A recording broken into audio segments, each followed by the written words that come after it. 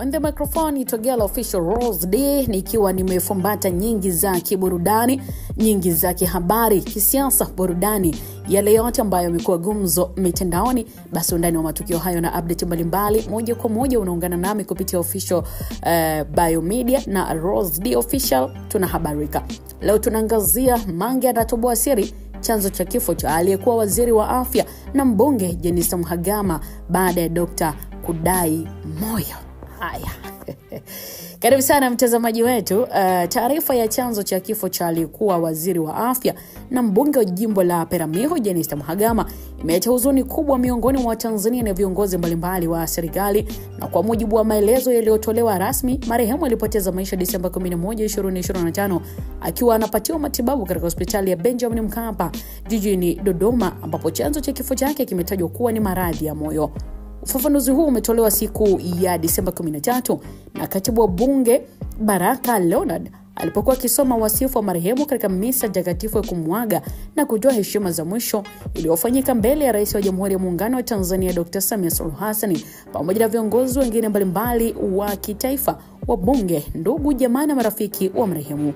Tukio hilo limegusa hisia za wengi, likiwa ni wakati wa kutafakari mchango mkubwa aliotoa Jenista Mhagama katika maisha yake ya uongozi na utumishi wa umma. Jenista Mhagama anakumbukwa kama kiongozi aliyekuwa na nidhamu, bidii na uzalendo wa hali ya juu. Akiwa mbunge wa Peramiho kwa zaidi ya muhula mmoja, alijituma kuwasemea wananchi wake bungeni na kushiriki kikamilifu katika mijadala ya kitaifa. Lakini pia katika wadhifa wake wa waziri wa afya, alionyesha dhamira ya dhati katika kuboresha huduma za afya, kuimarisha miundombinu ya hospitali na vituo vya afya, pamoja na kusimamia utekelezaji wa sera na mipango ya afya kwa maslahi ya wananchi.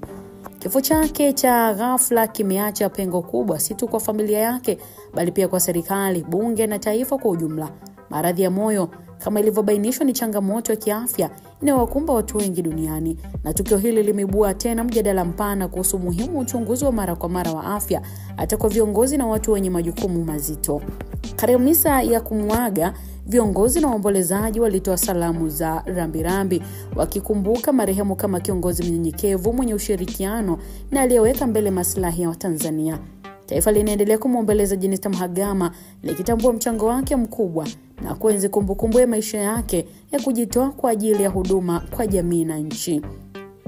Katika hali ya kushangaza, baada ya taarifa hizo za chanzo cha kifo cha aliyekuwa waziri wa afya na mbunge Jenista Mhagama kuwa ni tatizo la moyo, kupitia ukurasa wa X, zamani kama Twitter, mwanadada Mange Kimambi anaibuka na mjadala mpya baada ya kutoboa siri kuhusu kifo cha Jenista Mhagama. Kwa madai yake, Mange anasema anakanusha na kudai kuwa mgonjwa hakufariki kwa moyo. Ili wapate majibu sahihi, wangesubiri vipimo na uchunguzi rasmi, kama ambavyo kaka wa familia alivyosema kuwa anamuita daktari kutoka nchini Kenya ili ampime dada yake. Baada ya kumpima ndo angetoa majibu rasmi kwa nini chanzo cha kifo chake. Lakini kwa sasa inakuwa ni ngumu sana kuamini kama kweli amefariki kwa maradhi ya moyo ama vipi. Hiyo ni kauli ambayo mwanadada Mange anaiposti kupitia ukurasa wake wa X, zamani kama Twitter.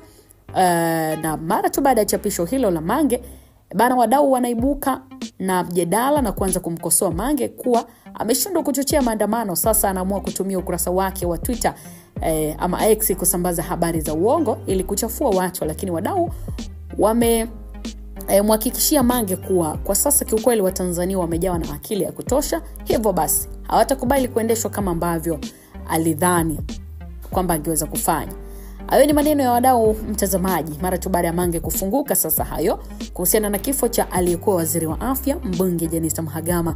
Nini maoni yako sasa wewe ambaye unatazama na kufuatilia Biomedia? Dondosha comment yako chini hapo kwenye comment section, tutaweza kuiangazia next video.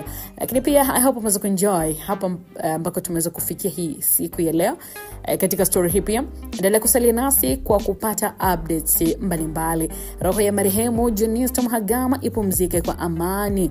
Inna lillahi wa inna ilaihi rajiun. Bwana ametoa, jina lake na lihimidiwe. Amen.